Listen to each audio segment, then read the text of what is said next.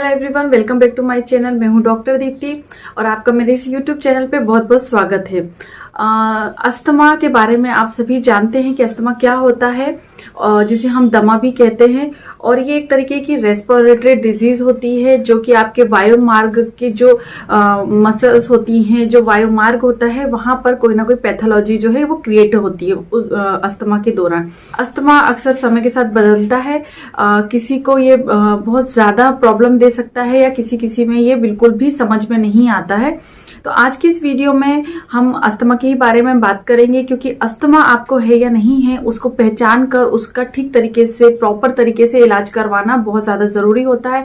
तो आज की इस वीडियो में हम ये जानेंगे कि आखिर अस्थमा होता क्या है और उसके जो लक्षण है वो उसको कैसे आप पहचानेंगे कि आपको किस तरीके से जो सिम्टम आ रहे हैं वो अस्थमा के हैं, और उसके कुछ कारणों के बारे में हम बात करेंगे। और बहुत सारी होम्योपैथी मेडिसिन के बारे में हम आज इस वीडियो में बात करेंगे जो कि काफी इफेक्टिव होती हैं। अलग अलग तरीके के सिम्टम्स के अकॉर्डिंग आप उस मेडिसिन का उपयोग कर सकते हैं।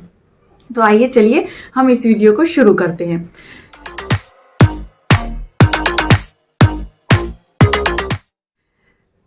तो सबसे पहले हम ये जान लेते हैं कि आखिर अस्थमा होता क्या है। तो अस्थमा जो होता है वो जब भी हमारी वायुमार्ग होती है, जो रेस्पिरेटरी ट्रैक्ट होता है, वहां पर अगर वो जो एयर ट्रैक्ट है वो संकीर्ण हो जाए या वहां पे कॉन्स्ट्रिक्शन हो जाए या वहां पे सूजन आ जाए, है ना, या सूज हो जाए, तो उसकी वजह से वहां पर एक तरीके की पैथोलॉजी क्रिएट होती है जिसकी वजह से आपको डिफिकल्टी होती है, ब्रीदिंग लेने में, सांस लेने में तकलीफ होती है और खांसी भी कभी कभी आपको आ जाती है। और इस दौरान जो है कफ बहुत ज्यादा बनते हैं, बलगम का निर्माण बहुत ज्यादा मात्रा में होता है और उसकी वजह से आपको खांसी भी होती है, सांस लेने में तकलीफ होती है, घरघराहट की जो है साउंड आपके चेस्ट एरिया से आता रहता है। जब भी कभी आप ध्यान से सुनेंगे कान लगाकर तो आपको घर घर की आवाज आती है।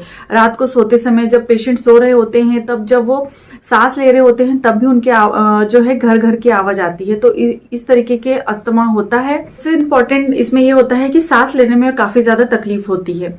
कुछ जो पेशेंट्स होते हैं उनमें बहुत ही ज्यादा माइल्ड या माइनर अस्थमा होता है जिसकी वजह से उन्हें कोई किसी भी तरीके की तकलीफ नहीं होती है, लेकिन किसी किसी में ये बहुत ज्यादा सीवियर कंडीशन हो जाती है अस्थमा की। उन्हें अस्थमेटिक अटैक भी आ जाते हैं सिचुएशन के अकॉर्डिंग, या कोई कॉज या ट्राइगर अगर हो तो उन्हें सिम्टम्स भी आने लगते हैं और काफी ज्यादा डेंजरस हो जाता है। और नॉर्मल लाइफ में जो गतिविधियां होती हैं, जो नॉर्मल हमारे वर्क होते हैं, जो अस्थमेटिक पेशेंट होते हैं किसी किसी में, वो बिल्कुल भी ठीक तरीके से वो नहीं कर पाते हैं। तो वो लाइफ थ्रेटनिंग भी होता है किसी में, और किसी किसी में बिल्कुल भी उन्हें पता भी नहीं चलता है, बहुत ही ज्यादा माइनर होता है, उन्हें किसी भी तरीके की कोई तकलीफ नहीं होती है। तो सबसे इंपॉर्टेंट ये होता है कि आप लक्षणों को पहचानें, उनके संकेतों को पहचानें और उसके अकॉर्डिंग फिर आप उसका ट्रीटमेंट करवाएं। तो चलिए आगे बढ़ के हम बात कर लेते हैं कि उसके लक्षण आखिर होते क्या है। सबसे पहला जो लक्षण होता है वो होता है कि सांसों में कमी होने लगती है। आपको बहुत ज्यादा सांस लेने में तकलीफ होती है, डिफिकल्टी इन ब्रीदिंग जिसे हम कहते हैं, डिज्निया बहुत ज्यादा मात्रा में इसमें होता है ना। और नींद में बहुत ज्यादा परेशानी होती है। नींद जब आप ले रहे होते हैं, जब आप सो रहे होते हैं, तब आपको सांस लेने में काफी ज्यादा तकलीफ होती है। जब आप सांस ले रहे होते हैं या छोड़ रहे होते हैं तो घरघराहट की आवाज आती है या सीटी की तरह आवाज आती है। जो हमारे चेस्ट एरिया होता है, जो सीने में दर्द बहुत ज्यादा होने लगता है, जकड़न जैसा महसूस होता है और बहुत मतलब सांस लेने में इतनी ज्यादा दिक्कतों का सामना करना पड़ता है, जो कि नॉर्मल लाइफ में जो हम है कि नॉर्मल लाइफ में हम एक तरीके से सांस ले रहे होते हैं, लेकिन अस्थमेटिक पेशेंट जब होता है ना तो उसे बहुत ज्यादा मात्रा में उसे सांस लेनी होती है, वो इस तरीके से सांस लेता है। तो मतलब डिफिकल्टी इन ब्रीदिंग होती है, बहुत ज्यादा ब्रीदिंग होती है, सांस लेने में उन्हें दर्द भी बहुत ज्यादा होता है और सांस में कमी आती है। खांसी या फिर घरघराहट की वजह से नींद में परेशानी हो जाती है ना। और सांस छोड़ते समय सीटी की तरह आवाज आती है या फिर बहुत ज्यादा घरघराहट महसूस होती है। तो इस तरीके के लक्षण होते हैं। साथ में कभी कभी फीवर हो सकता है, वीकनेस हो सकती है। तो ये कॉम्प्लीमेंट्री सिम्टम्स होते हैं या कॉन्कोमिटेंट सिम्टम्स होते हैं जो पेशेंट को में ये जो सिम्टम्स है वो भी अवेलेबल हो सकते हैं। लेकिन मेजर जो सिम्टम्स होते हैं वो सांस लेने में तकलीफ होती है या डिफिकल्टी इन ब्रीदिंग होती है, डिज्निया होता है, सांस बहुत ज्यादा कम आती है और कुछ साउंड्स भी उन्हें महसूस होते हैं। इस तरीके के लक्षण होते हैं अस्थमा में। यदि कारणों की बात करें कि किस वजह से या कॉजेस ऑफ अस्थमा क्या होते हैं, तो सबसे इम्पोर्टेंट जो कॉज होता है वो जो है हेरिडिटरी हो सकता है। मतलब अगर आपके माता पिता को अगर अस्थमा रह चुका है या है, तो फिर आपको भी ये संभावना बहुत ज्यादा बढ़ जाती है। यदि पेरेंट्स में से किसी एक को भी अस्थमा है तो 25% चांसेस हो जाते हैं कि आपको भी अस्थमा हो सकता है, और यदि दोनों ही पेरेंट्स अस्थमेटिक हैं तो फिर 50% जो है चांसेस हो सकते हैं कि उनके बच्चों में भी अस्थमेटिक कंडीशन क्रिएट हो, है ना। और जो एक्सरसाइज प्रेरित अस्थमा भी हो सकता है, ठंडी जगह में या शुष्क हवाओं में ये अस्थमा जो अटैक्स होते हैं, अस्थमा जो होता है वो बढ़ जाता है। और जो केमिकल धुएं होते हैं, केमिकल जो एयर पोल्यूशन होता है, केमिकल चीजें होती हैं, है ना, उसकी वजह से भी अस्थमा जो है वो हो सकता है। सेकंड ये होता है कि जैसे बहुत ज्यादा स्मोकिंग अगर आप करते हैं तो उसका डायरेक्ट इफेक्ट जो है लंग पर होता है, तो ये भी बिल्कुल अच्छा नहीं है। यदि आप तंबाकू च्यूइंग करते हैं तो इसकी वजह से भी आपको इस तरीके की कंडीशन हो सकती है। कुछ एलर्जीज होती हैं, जैसे धूल, मिट्टी, कुछ कण होते हैं, कुछ पराग होते हैं, कुछ फूल की जो सेंट वगैरह होती हैं उससे कुछ एलर्जीज होती हैं, या पालतू जानवरों के जो हेयर्स होते हैं या उनकी लार होती है, इन सब चीजों से भी हो सकता है कि आपको एलर्जी हो, तो इसके वजह से भी आपको अस्थमा जो है क्रिएट हो सकता है।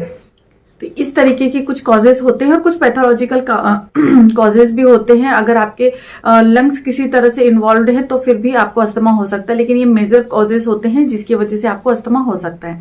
तो चलिए अब बात कर लेते हैं कुछ होम्योपैथी मेडिसिन के बारे में कि कौन कौन सी मेडिसिन होंगी और किस किस तरीके के सिम्टम्स होंगे जब आपको इन मेडिसिन का उपयोग करना है, और किस तरीके से या पोटेंटाइज में लेना है या ट्राइचुरेशन में लेना है या फिर मदर टिंचर में लेना है, और कितने बार लेना है उसके बारे में हम अब चर्चा कर लेते हैं। सबसे पहली होम्योपैथी मेडिसिन है एरेलिया।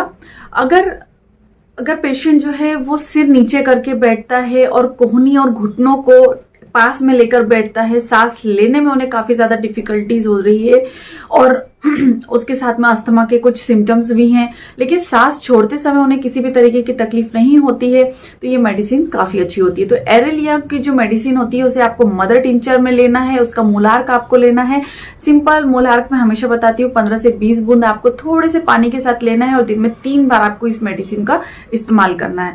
कैरेक्टरिस्टिक यही है कि सिर नीचे करके अगर बैठा है पेशेंट, मतलब इस तरीके से उकड़ होकर बैठने में या कोहनियां घुटने लगाकर बैठने में उन्हें राहत मिलती है, और सांस छोड़ने में उन्हें कोई तकलीफ नहीं होती, बट सांस लेने में उन्हें ज्यादा तकलीफ होती है, तो ये मेडिसिन काफी हेल्पफुल होती है। ब्लैटा ओरिएंटलिस जो मेडिसिन है ये भी काफी अच्छे इसके इफेक्ट होते हैं अस्थमा के केसेस में। यदि बहुत ज्यादा तनाव की वजह से अस्थमा होता है या सांस लेने में बहुत ज्यादा तकलीफ होती है तो ये काफी अच्छी मेडिसिन है। तो ब्लैटा की जो मेडिसिन है उसे आपको मदर टिंचर में लेना है, यानी कि मूलार्क में लेना है, और इसकी 15 से 20 बूंद का सेवन आपको दिन में 3 बार करना है। काफी अच्छे इसके रिजल्ट होते हैं। अगली जो होम्योपैथी मेडिसिन है वो है कैनाबिस इंडिका। इसे 200 पोटेंसी में लेना है। जब पेशेंट को काफी ज्यादा खांसी आ रही होती है, उन्हें सांस लेने में इतनी ज्यादा तकलीफ होती है कि उन्हें ऐसा लगता है कि किसी ने उन्हें जकड़ के रखा हुआ है ना, उन्हें ऐसा लगता है कि किसी ने उन्हें बहुत टाइट तरीके से बांध के रखा है या जकड़ के रखा हुआ है। खांसी बहुत ज्यादा आती है, और उनको वो हमेशा ये कहते रहते हैं कि पंखे की हवा, मतलब उन्हें हवा बहुत ज्यादा डिजायर होती है, एयर डिजायर होती है, ओपन एयर की डिजायर बहुत ज्यादा हो रही है। तो फिर ये काफी अच्छी होम्योपैथी मेडिसिन है। तो इसकी 2 बूंद आपको डायरेक्ट टंग पे लेनी है, दिन में 3 बार इसका इस्तेमाल करना है। काफी अच्छी मेडिसिन होती है अगर इस तरीके के सिम्टम के साथ में अस्थमा हो तो।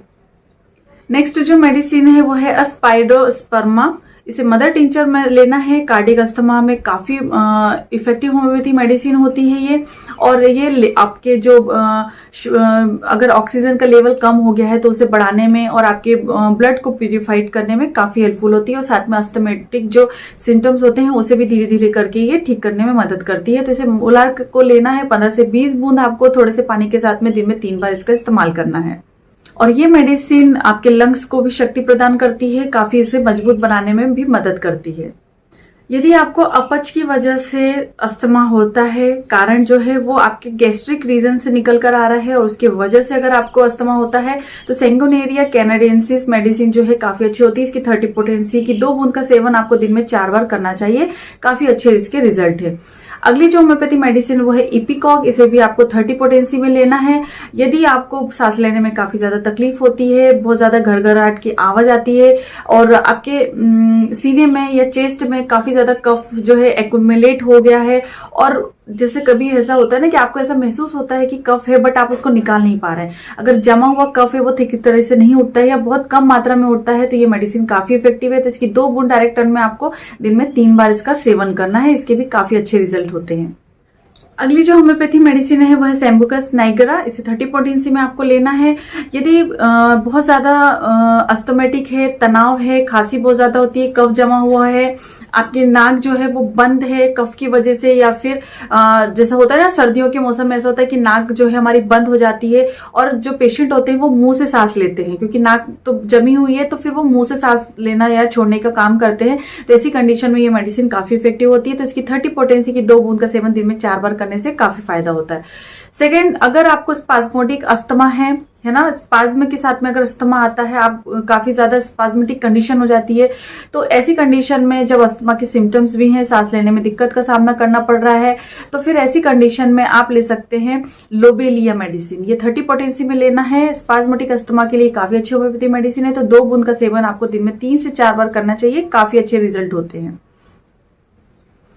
और अगर सर्दियों के मौसम में अस्थमा के अटैक्स आते हैं, है ना, या सिम्टम्स बढ़ जाते हैं, या फिर बरसात के मौसम में जैसे ठंड बढ़ती है या बरसात का सीजन आता है और अस्थमा के जो सिम्टम्स है वो आने लगते हैं, सांस लेने में दिक्कत होने लगती है, नाक जमने लगती है, बहुत ज्यादा तनाव रहने लगता है, साथ में खांसी भी बनी रहती है, और जो नाक जमी होती है उसमें गोंद के जैसा एक्यूमुलेशन होता है, तो काली बाइक्रोम जो मेडिसिन है काफी अच्छी होती है। इसकी 200 पोटेंसी की 2 बूंद का सेवन आपको दिन में 3 बार करना है, काफी अच्छे इसके रिजल्ट होते हैं।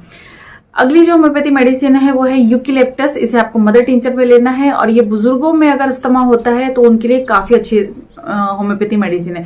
तो ओल्ड एज के जो पर्सन्स होते हैं, अगर उनमें अस्थमा के सिम्टम्स हैं, तो ये मेडिसिन की या इस मेडिसिन का मोलार्क आपको लेना है। 15 से 20 बूंद पानी के साथ आपको दिन में 3 से 4 बार लेना चाहिए, काफी अच्छे इसके रिजल्ट होते हैं।